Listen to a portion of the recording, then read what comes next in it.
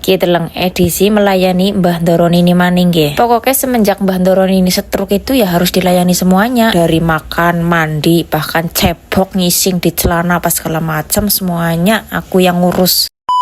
Hey, halo, assalamualaikum warahmatullahi wabarakatuh. Ketemu maning karo nyong Penita Sariwang Cilat Saborang Ngabokor kepenak. Di pagi hari yang cerah ini, video mulai dari sarapan Mbah Nini ya lur ya. Pokoknya sekarang Mbah Nini kalau misalkan sarapan itu tidak bisa sarapan sendiri, pasti harus diladeni sama babune alias nyong. Lah setelah Mbah Nini sarapan, langsung Mbah Nini minta gosok gigi ya. Ini celemeknya nggak diambil dulu, soalnya kalau misalkan diambil dulu itu nanti bajunya basah. Ini Mbah Nini juga nggak bisa sikat gigi sendiri loh. Mbah Nini itu sekarang ya spesial banget, pokoknya setiap kali habis makan minta gosok gigi ya, nggak peduli pagi, siang, apa malam itu harus gosok gigi. Diturutin capek, nggak diturutin ngomel, ngomong, terus nggak mandek-mandek, pokoknya lur temenan. Pokoknya lur ini adalah sebagian dari perjuangan menjadi seorang TKW di Taiwan sebagai penjaga lansia. Selain harus sabar dan kuat mental, juga nggak boleh jijian. Karena apa ya? Karena menjaga lansia itu ya harus beresin popok gitu ya, terus ngasih gosok gigi seperti ini, terus kadang-kadang kalau misalkan lagi sakit bisa muntah. Menurut Nyong ya, kalau misalkan beresin popok itu ada tainya itu masih mending, apa dombolnya itu masih mending, tapi kalau beresin muntah, aduh bisa-bisa ikut muntah beneran. Kalau banyak yang bilang ih Mbak Upi strong banget ya, hebat banget ya, ngurus Mbak Nini, ngurus ini itu dan sebagainya, sebenarnya ya biasa aja. Pokoknya yang namanya manusia itu ya punya kelebihan dan kekurangan masing-masing. Di sini ya betah karena masih butuh. Menurut Nyong ya, yang betah di luar negeri itu bukan cuma Nyong, betah karena butuh itu bukan cuma Nyong. Karena nggak mungkin banget ya kalau misalkan udah nggak butuh ya ngapain betah di Taiwan gitu loh ya. Masih enakan di negara sendiri kalau sudah punya penghasilan. Pokoknya kalau misalkan sudah punya pemasukan tetap gitu ya tetap betah di negara sendiri teman-teman, beneran deh. Karena menurut Nyong itu nggak ada yang bener-bener betah pas ikut orang, karena seenak-enaknya ikut orang itu tetap enak di rumah sendiri. Ikut orang itu ya sebaik-baiknya majikan ya tetap majikan, bisa kena marah, bisa kena komplain, pokoknya semuanya udah dirasain sama Nyong. Gak pernah diupload tentang kesusahan bukan berarti tidak ada kesusahan gitu loh teman-teman, karena kan setiap orang itu kan beda-beda ya. Kalau harus menjual kesedihan setiap hari ya nggak mungkin, nggak ada yang ngasih duit. Kalau misalkan kita semangat mah jadi semangat kerjanya ya dapat duit, terus kita ngonten juga semangat. Lah kok ngobrolnya sampai sini? Ini ceritanya sudah selesai ngasih gosok giginya Mbak Nini ya, langsung lanjut mencuci beberapa bekas sarapan Mbak Nini. Tadi kan Mbak Nini itu sarapan pakai tanbing dan yape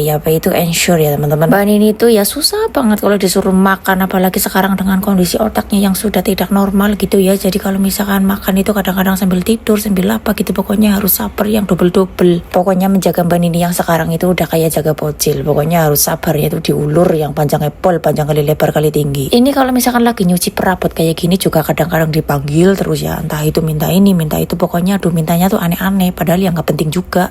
Kadang-kadang rasanya tuh bededek mergadel banget lur, yakin temen orang Lombok. Oh iya lur, ini tuh ceritanya lagi nyuci bekas sarapan pagi